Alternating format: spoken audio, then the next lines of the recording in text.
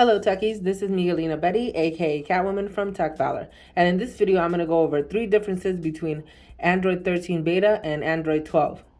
So right here is my Pixel 6a. It has Android 13 beta, and my Pixel 6 is still on Android 12. So we'll begin by pulling down the notification shade. As you can tell, the power button and the settings button has been moved down to the bottom, and the notification settings is off to the side, so you can get to it easier. Now, I personally don't like this design because it's a little bit harder for me to get down to the settings button and the power button, and sometimes I hit the power button by mistake, but what can you do?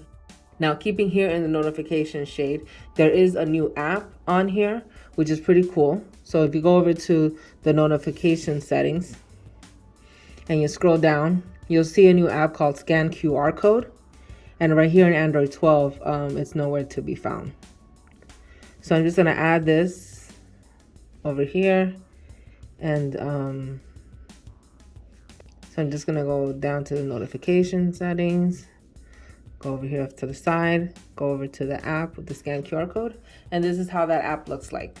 And this is just neat. It's another way of getting to your QR code information without having to go to the camera app. So that's just something neat. The last thing we're gonna go over is in the home page. So I noticed that in widgets, you can make them smaller now. So for example, this is the calendar widget here on Android 12. And if I try to make it any smaller, it won't get any smaller. But here, I'm able to make it as teeny tiny as I want.